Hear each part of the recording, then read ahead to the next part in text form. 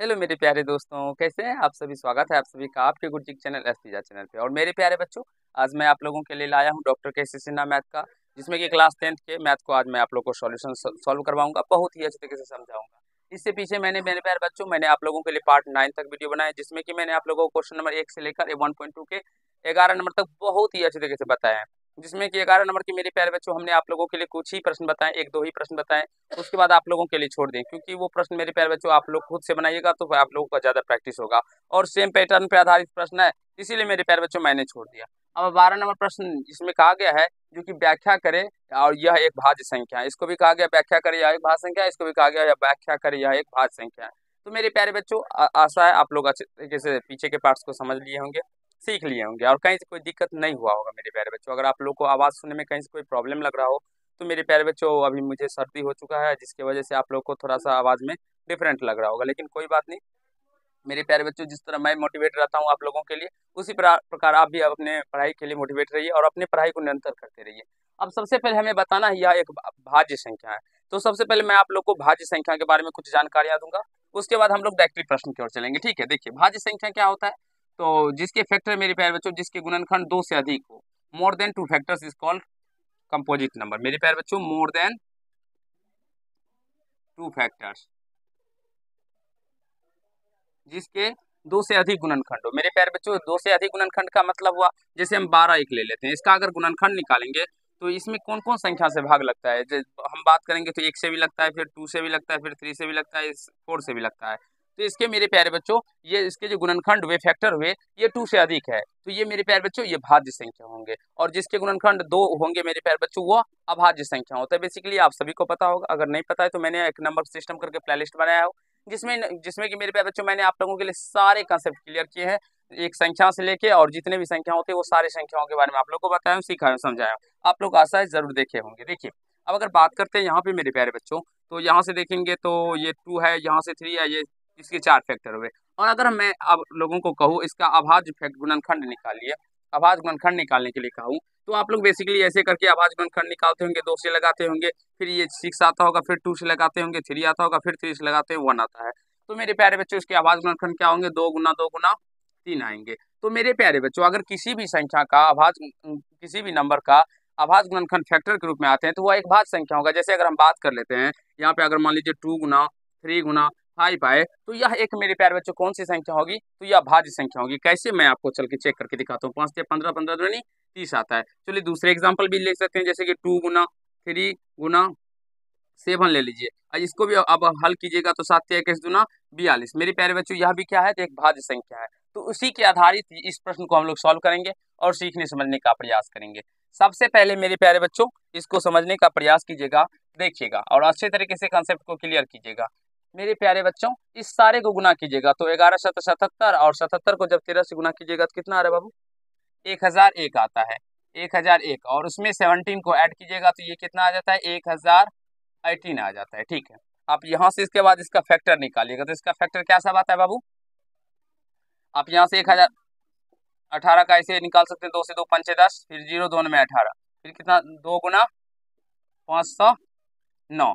मेरे प्यारे बच्चों, इसका जो फैक्टर आता है ये 2 गुना 509 आता है। और आप लोग देखेंगे, मैंने अभी आप लोग को समझाया था, जो अगर गुणनखंड मेरे प्यारे बच्चों फैक्टर अगर अभाज्य संख्या हो तो वह क्या होता है, एक भाज्य संख्या होता है। यहाँ पे अगर आप लोग देख सकते हैं, जो यह फैक्टर जो है मेरे प्यारे बच्चों, यह क्या है, तो अभाज्य संख्या है। तो यह अगर अभाज्य संख्या हो तो इसीलिए यह क्या हो जाएगा, अतः यह भाज्य संख्या, अतः यह भाज्य संख्या है।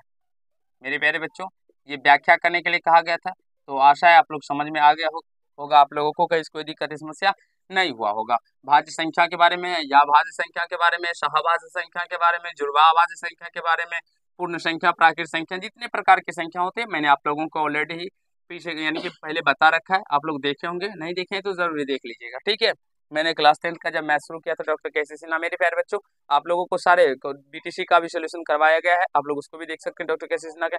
9th का भी हाल ही में आपके मैम द्वारा करवाया जा रहा है डॉक्टर केसी सिन्हा 9th का, उसको भी देखिए और मजा लीजिए। और मैंने भी मेरे प्यारे बच्चों कर रखा है तो उसको भी देख सकते हैं।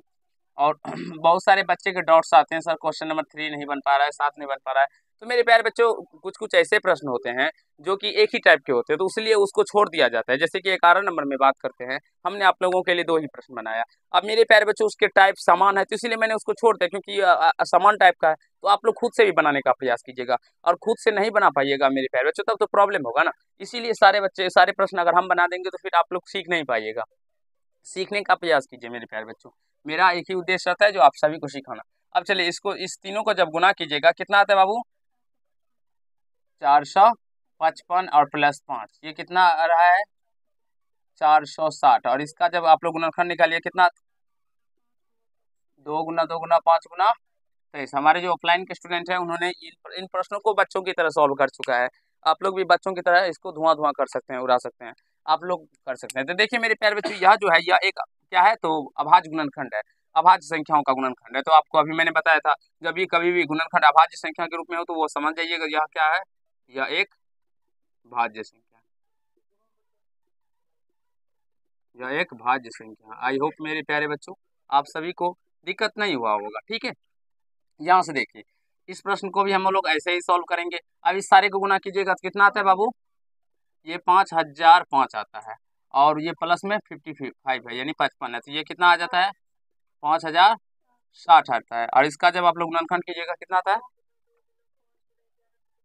5 गुना 11 गुना 23, ये इतना आता है मेरे प्यारे बच्चों, जब आप लोग गुणनखंड कीजिएगा।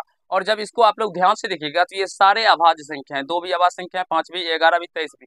तो कभी भी मेरे प्यारे बच्चों अगर गुणनखंड अभाज्य संख्याओं के रूप में होते हैं, तो वह जो होता है मेरे प्यारे बच्चों, वह हमारा क्या होता है? भाज्य संख्या होता है। ये हमें व्याख्या करना था, इसीलिए मेरे बच्चों आता यह भाज्य संख्या है। तो मेरे प्यारे बच्चों आप सभी को यहाँ तक समझने में कहीं से कोई दिक्कत या समस्या नहीं हुआ होगा, और आप लोग समझ भी गए होंगे, सीख भी लिए होंगे, कहीं से कोई दिक्कत या समस्या नहीं हुआ होगा मेरे प्यारे बच्चों। और आप बोलेंगे सर यहाँ तो देख के भी पता चलता है जो 8 है तो ये अभाज्य संख्या है, 0 है तो भाज्य संख्या, 0 है भाज्य संख्या है।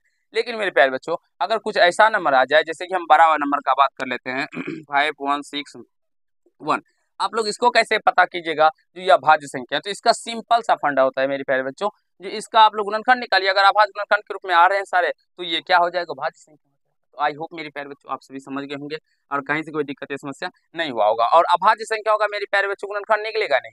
जैसे कि हम बात कर लेते हैं 11, 11 का अगर आप लोग निकालिएगा तो ये क्या निकलेगा? 11 ही निकलेगा। तो इसका मतलब मेरे प्यारे बच्चों यह एक अभाज्य संख्या हो जाएगा, क्योंकि इसके कभी भी गुणनखंड जो होते हैं, मैंने आप लोग को क्या बताया, भाज्य संख्या more than 2 factors is called मेरे प्यारे बच्चों कंपोजिट नंबर, इसके जिसके गुणनखंड 2 से अधिक हो। और यहाँ पे इसके गुणनखंड केवल और केवल 1 और 11 ही निकलेगा, तो इसलिए ये भाज्य संख्या नहीं अभाज्य संख्या हो जाएंगे।